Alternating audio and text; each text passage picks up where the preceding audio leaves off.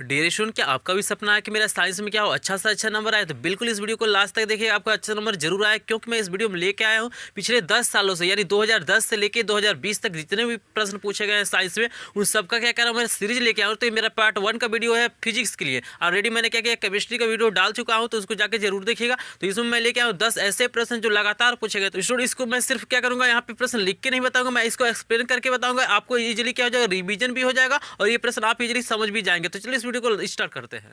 तो देखिए हमारा जो पहला प्रश्न दिया गया है, यहाँ पे कह रहा है कि एक उत्तल दर्पण की फोकस दूरी 10 सेंटीमीटर है। ठीक है ना। ये देखिए प्रश्न पूछा गया 2011 में, 12 में, 13 में, 14 में, 16 में, 19 में, 20 में। ये लगातार प्रश्न पूछा गया, ये कहीं फेक नहीं दिया गया। ये आप आंसर जब उठाएंगे तो इजीली आपको नजर आ जाएगा वहाँ पे। तो उत्तल दर्पण की फोकस दूरी हमेशा धनात्मक होती है। एफ की वैल्यू हमें दिया हुआ स्टूडेंट यहाँ से देख सकते हैं 10 सेंटीमीटर। और हमसे क्या कहा, दर्पण की वक्रता त्रिज्या बताइए। तो आर, देखिए आर हमसे पूछ रहा है। तो आर जो होता है वो हमारा क्या होता है, 2f के बराबर होता है। यानी वक्रता त्रिज्या क्या होता है, फोकस दूरी का क्या होता है, दुगुना होता है। यहाँ पे हम लोग लिख लेंगे फार्मूला, और आर बराबर यहाँ पे हो जाएगा 2 गुणे 10, क्योंकि एफ की वैल्यू हमारे पास क्या है 10, और 10 दूना हमारा हो जाएगा यहाँ पे 20 यही सेंटीमीटर। तो यही हमारा क्या हो जाएगा, आंसर हो जाएगा। तो मुझे आशा है ये क्वेश्चन इजीली समझ में आ गया होगा। ऐसे प्रश्न एग्जामों में आते रहते हैं, तो इजीली इसका स्क्रीनशॉट ले लेंगे लास्ट में, ताकि इजीली आपको समझ में आ जाए। तो देखिए नेक्स्ट क्वेश्चन, अभी देखिए ये तो प्रश्न बहुत छोटे आपको नजर आ रहे हैं। इसके बाद वाले जो प्रश्न मैं 5 कराऊंगा काफी इंपॉर्टेंट प्रश्न और बड़े बड़े प्रश्न। ये जो प्रश्न आते हैं नहीं तो 1 नंबर के आते हैं, नहीं तो 2 नंबर। बेसिकली ये जो प्रश्न है 2 ही नंबर के आते हैं।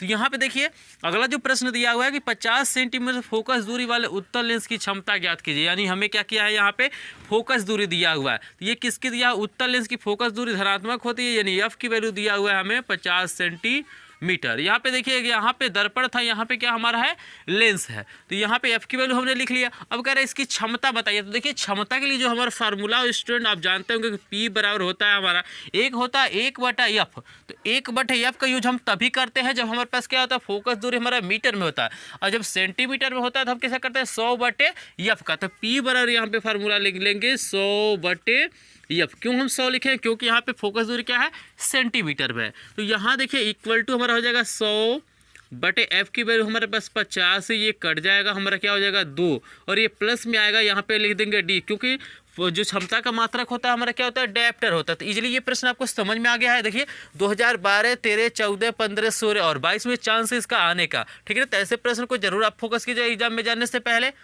तो इजीली आपको ये 2 प्रश्न तो इजीली समझ में आ गए। यहाँ देखिए जो प्रश्न नंबर 3 है, ये हमारा आंकिक प्रश्न ये पूछा गया है 11 में, 13 में, 15 में, 16 में और 2019 में। तो ये भी काफ़ी इंपॉर्टेंट प्रश्न है आगे के लिए हमारा। तो चलिए इसको हम लोग सॉल्व करते हैं। तो इसका सोल्यूशन मैं यहाँ पे करता हूँ, चूँकि ये हमें उत्तर नहीं लिखना है, यहाँ पे इसको सॉल्व करके दिखाना है। तो ये प्रश्न नंबर मेरा क्या है, 3 है। तो यहाँ पे देखिए क्या दिया रहा है, कह रहे निर्वात में प्रकाश की चाल 3 × 10⁸ मीटर प्रति सेकेंड है। तो सबसे पहले हम लिख लेते हैं यहाँ पे निर्वात में प्रकाश की चाल, निर्वात में प्रकाश की चाल, प्रकाश की चाल। तो यहाँ देखिए यहाँ पे दिया हुआ है 3 × 10⁸, यह हमें दिया हुआ है मीटर प्रति सेकेंड। तो आपको जो आंकिक प्रश्न भी हल करना, यदि आपको आंकिक प्रश्न हल करना है तो आपको सावधानी बरतना पड़ेगा। सबसे पहले जो चीज़ें दी गई है उसे लिख लेना है, जो चीज़ नहीं दी गई है उसे क्या करना है, क्वेश्चन मार्क बना लेना है। अब दिया कि यहाँ पे दिया अपवर्तनांक दिया हुआ है, कांच का अपवर्तनांक दिया है। तो ये लिखेंगे कांच का अपवर्तनांक, अपवर्तनांक कितना दिया हुआ, 1.5 दिया हुआ। और यहाँ पे हमसे पूछ रहा है कि अब बताइए कांच में प्रकाश की चाल बताना है। तो यहाँ पे लिख लेते हैं कांच में प्रकाश की चाल, प्रकाश की चाल।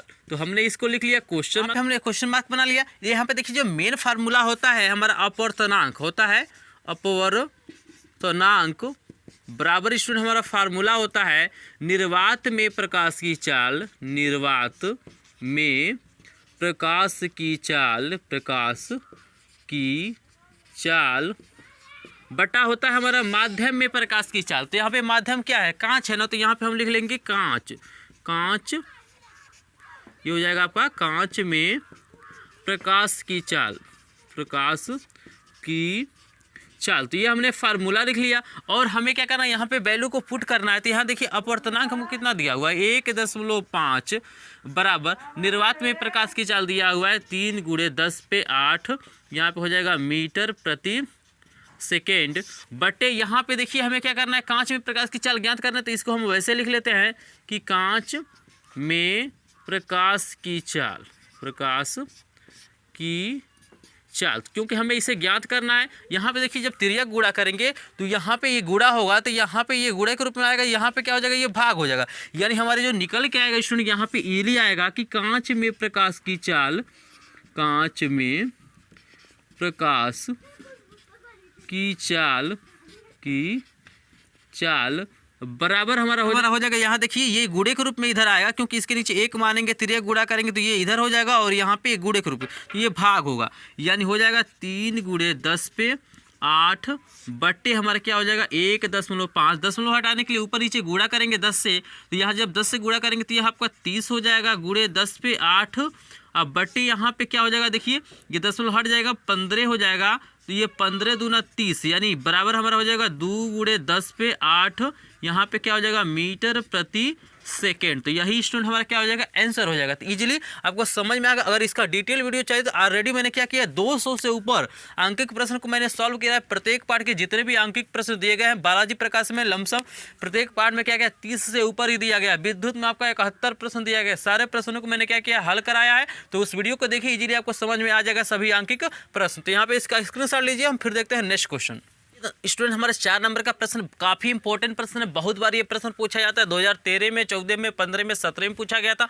ये प्रश्न आना ही आना है, एकदम कन्फर्म है कि ये प्रश्न कभी ना कभी आता ही है, क्योंकि यहाँ पे पूछ रहा है कि गोली दर्पण की फोकस दूरी तथा वक्रता त्रिज्या में संबंध। यहाँ पे मैंने इस चीज़ को लिखा है, या तो क्या करता है ये आपसे पूछ लेता है, या इसी के आधार पर क्या करता है हमारा सवाल दे देता है। तो आपको याद रखना है कि जो फोकस दूरी होता है क्या होता है, वक्रता त्रिज्या का क्या होता है, आधा होता है, और वक्रता त्रिज्या क्या होता है, फोकस दूरी का 2 गुना। तो हम लोग लिखेंगे कि दर्पण की फोकस दूरी, दर्पण की फोकस दूरी, फोकस यहाँ पे हो जाएगा दूरी, जिसको हम लोग दिखाते हैं एफ, वक्रता त्रिज्या की आधी होती है, वक्रता त्रिज्या इसको हम लोग दिखाते हैं आर से।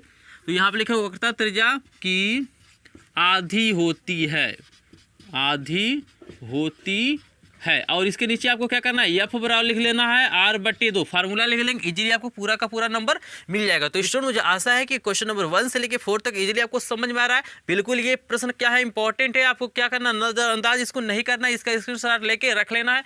जब भी आप एग्जाम देने जाइए तो इन प्रश्नों के बाद रिविजन जरूर कीजिएगा, ठीक है ना। तो चलिए हम देखते हैं, बहुत ही इंपॉर्टेंट प्रश्न है हमारा अंकिक प्रश्न नंबर 5 को देखते हैं।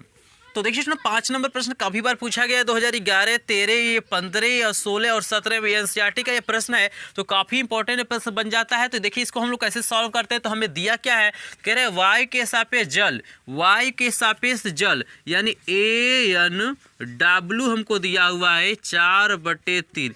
ANW का मतलब क्या हो जाएगा, y के सापेक्ष हमारा क्या हो जाएगा, जल का अपवर्तन। देखिए क्या दिया हुआ है, कह रहा है कि y के सापेक्ष जल का अपवर्तन हमने लिख लिया, और कह रहा है y के सापेक्ष कांच का अपवर्तनांक, यानी ये वाला जो है हमारा y के सापेक्ष कांच का अपवर्तनांक, यानी y के सापेक्ष कांच का अपवर्तनांक आपको दिया हुआ है 3/2। इजीली आपको समझ में आ रहा है, क्योंकि ये हमारा क्या होता है y के सापेक्ष जल का अपवर्तनांक, और y के सापेक्ष g से क्या होता है, ग्लास होता है। ग्लास का मतलब क्या होता है, कांच होता है। और हमसे क्या पूछ रहा है, जल का कांच के सापेक्ष अपवर्तनांक। देखिएगा जल का कांच के सापेक्ष अपवर्तनांक WNG, जल का हमारा क्या हो जाएगा, कांच के सापेक्ष अपवर्तनांक हमसे पूछ रहा है।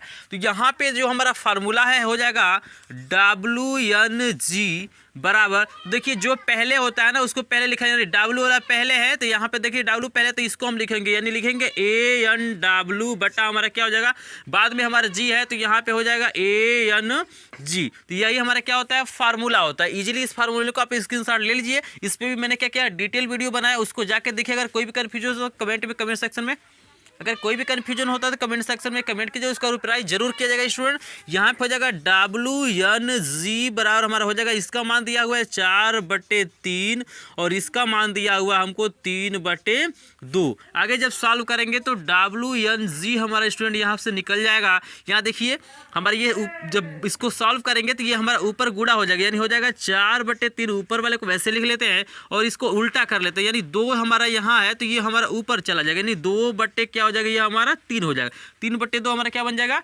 2/3, क्योंकि भाग का ये प्रोसेस होता है कि हमारा क्या होता है, गुणा का चिन्ह तब लगाते हैं जब वो दूसरा वाला क्या होता है, उल्टा हो जाता है। तो यहाँ पे अब इजीली देख सकते हैं कि WNG हमारा हो जाएगा 4 दूना 8, ये 3 तरीके हो जाएगा 9। तो यही हमारा क्या हो जाएगा, आंसर हो जाएगा। तो मुझे आशा है स्टूडेंट ये क्वेश्चन आपको इजीली समझ में आ गए होंगे। इसका स्क्रीनशॉट ले लीजिए, कहीं ना कहीं आपको काम आएंगे। तो बहुत ही इंपॉर्टेंट प्रश्न अभी हमारा 5 से लेकर 10 तक है, तो उस वीडियो को लास्ट तक देखिएगा ताकि इजीली आपको समझ में आ जाए। तो देखिए स्टूडेंट, हमारे जो 6 से लेकर 10 नंबर तक का प्रश्न होने वाला है, काफी इंपॉर्टेंट प्रश्न होने वाला है, बहुत बार ये प्रश्न पूछे गए हैं। तो देखिए 6ठा नंबर प्रश्न क्या कह रहा है, ये 2011, 13, 15, 16, 17 में पूछा गया था। प्रश्न क्या कह रहा है कि किस रंग के प्रकाश के लिए कांच का अपवर्तन अधिकतम तथा और न्यूनतम होता है। यानी कहने का मतलब यह है कि हमको अधिकतम भी बताना अपवर्तन किस रंग के लिए होता है और न्यूनतम भी होता है। तो यहाँ पे आप जान लीजिए कि बैगनी रंग के लिए हमारा अधिकतम होता है। तो यहाँ पे लिखेंगे कि बैगनी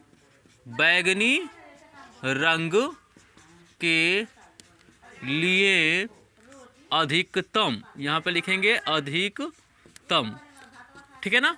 तथा लाल रंग के लिए, तथा लाल रंग के लिए न्यूनतम होता है, न्यूनतम होता है, ठीक ना। इस चीज को आप मेंशन कर लेंगे अच्छे से, ठीक है। तो ये हमारा 6ठे नंबर का सोल्यूशन हो गया।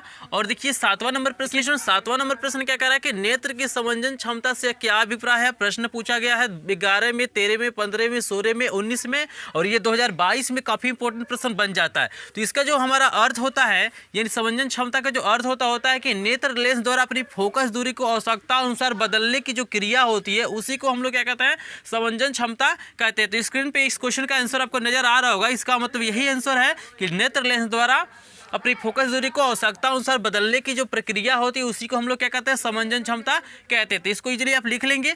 तो 8वां नंबर प्रश्न देखिए, दूर दृष्टि दोष के निवारण के लिए किस लेंस का उपयोग किया जाता है। 2011, 13 और 14 में प्रश्न पूछा गया था, काफी इंपॉर्टेंट प्रश्न है। तो दूर यानी दीर्घ का मतलब दूर ही होता है, ठीक है ना, बड़ा। तो यहाँ पे दूर दृष्टि दोष के निवारण के लिए हम लोग किसका प्रयोग करते हैं, यहाँ पे उत्तल लेंस का प्रयोग हम लोग करते हैं। तो इसको भी आपको याद रखना है। और निकट दृष्टि दोष के निवारण के लिए हम क्या करते हैं, अवतल लेंस का प्रयोग करते हैं।